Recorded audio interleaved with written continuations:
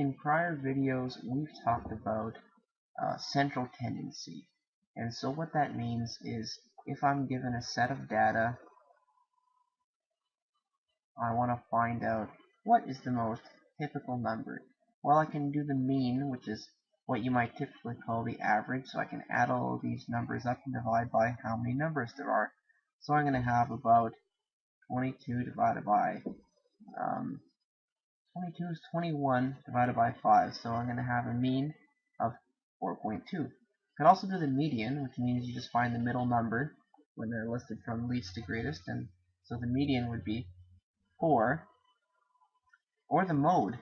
And the mode is just the number that occurs the most often. Now, in this case, all the numbers occur only once, so there actually is no mode.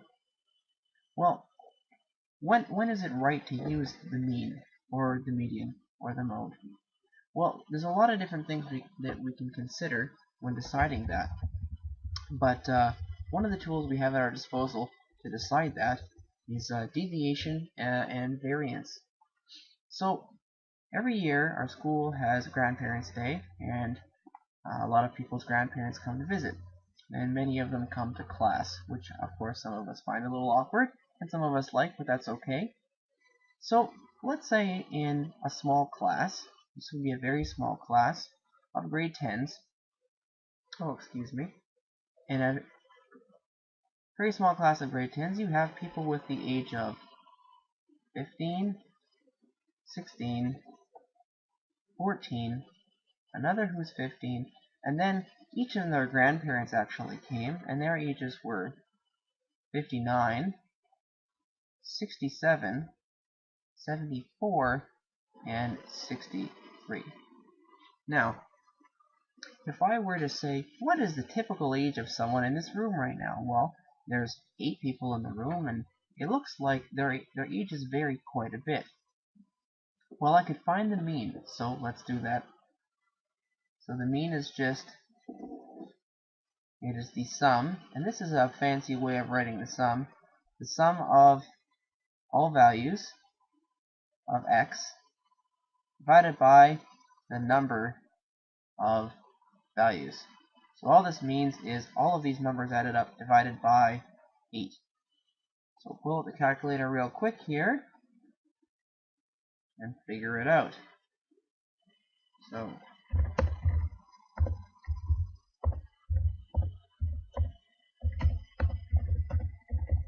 we have 323 divided by 8 can equal about 40.4.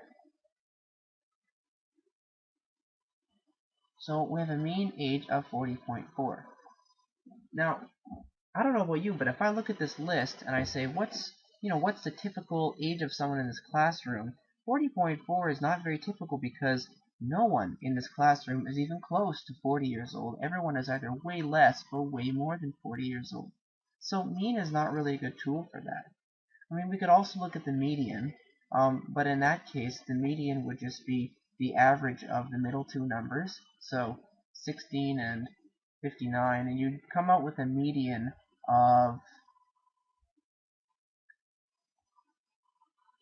16 plus 59 over 2 equals 37.5. And that doesn't really represent the typical age of somebody in that classroom either. No one's even close to 37.5. So what can we do to this? Well, we can say that right away the typical person in the classroom is not 40.4.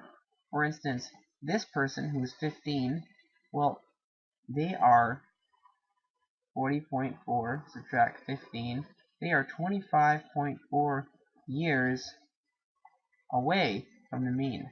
Now another way of saying this is that they are 25.4 years deviated from the mean. So they are 25.4 years away from the mean. Perhaps the closest person to the mean is the 59-year-old, and they're actually still almost 19 years deviated from the mean. But how far away from the mean is the average person in the classroom? Certainly the mean is not the best way of determining the typical person, but perhaps we can calculate how far from the mean the average person in his classroom is. So to start doing that, the first step we have is to figure out something called variance. The variance is determined this way. So variance is a measure of how spread out the data is, how far away from the mean all the values in our data set are. So variance is going to equal x value 1 minus the mean squared plus x value 2 minus the mean squared plus and so on all the way to x to the final value of x minus the mean squared. All of that over n, so the number of values. So variance in this case, and we're actually going to represent variance as this nice Greek letter squared. That's what variance is called. It's sigma squared. The sigma squared is going to equal, well, it's going to equal 15 minus 40.4, because that's the mean, right? Squared plus 16 minus 40.4 squared, and so on, all the way up to 74 squared. All of that over however many data points we have, which is 8. So we can actually construct a bit of a table for this to do it quickly.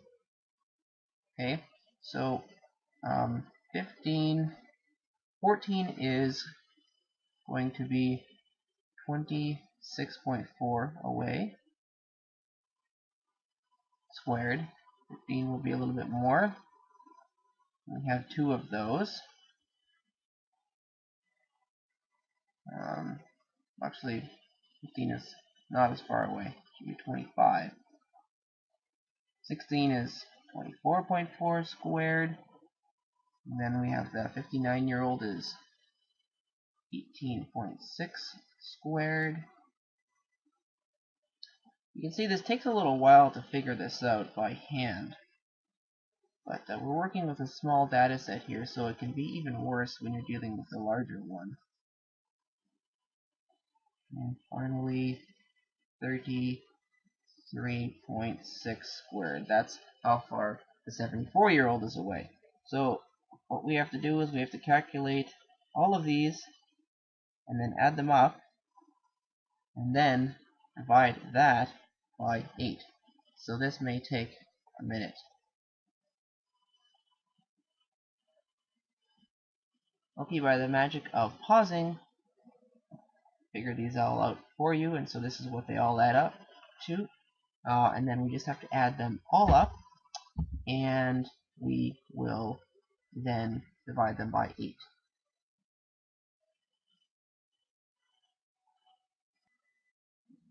Okay, so we have a total of 5,279, which of course we have to divide by n, or the number of values.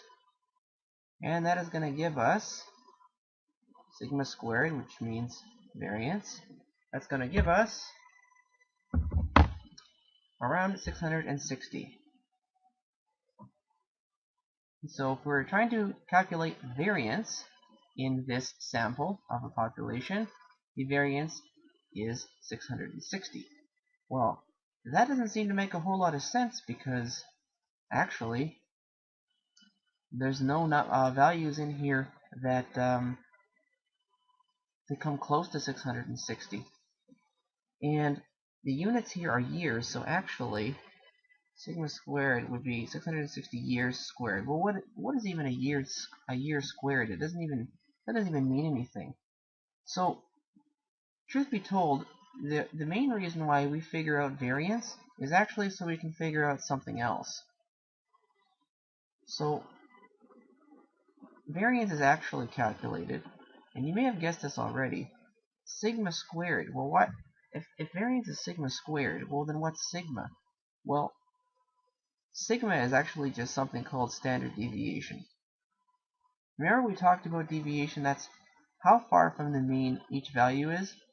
Well, we wanted to figure out, well, what's the average value? I mean, each value is going to be deviated from the mean by a different amount, but what's the average amount that the values are deviated from the mean? And so we went through all of this to find the variance, to find standard deviation, which is just that. It's the average amount that each value deviates from the mean. So if standard deviation is just sigma, then that really just means that it's the square root of the variance. So we went through quite a process here to find the variance of 660 years squared. And so the standard deviation, or sigma, is actually just going to be the square root of that.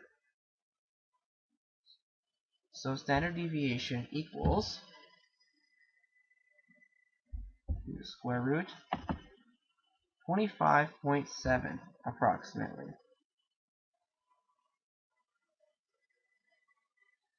And what this means, and this is years of course, not years squared, what this means is that in this list of ages of people that showed up, there was a lot of young people and there's a lot of older people. And we found that 40.4, while that is the mean of all of these values, that the typical person is not really 40.4 years old in that classroom. In fact, the typical person is about 25.7 years standard deviation away from 40.4. So the typical person is going to be, and I'll write this out, the typical age will be about 25.7 years deviated from the mean. So it's going to be 40.4, that's the mean, plus or minus 25.7. So if you figure that out, that means a typical person is either 66.1 or they are about 14.7. And if you look at our values, that's pretty close to what you're seeing there. That the typical person is either 66 or 14.7. And those are values that I think are a little bit more meaningful. When we said that the mean age in the room was 40.4, no one's even close to that. I mean, that doesn't really tell us anything. But when we look at the standard deviation from the mean, well, this tells us a lot. The typical person is not 40.4. They're actually about 25.7 years away from that. So they're either 66 or 15. And that's actually almost exactly what the people in that classroom work out to be. So that's how we determine variance and standard variation. And hopefully this gives you an idea of why we would figure something out like that.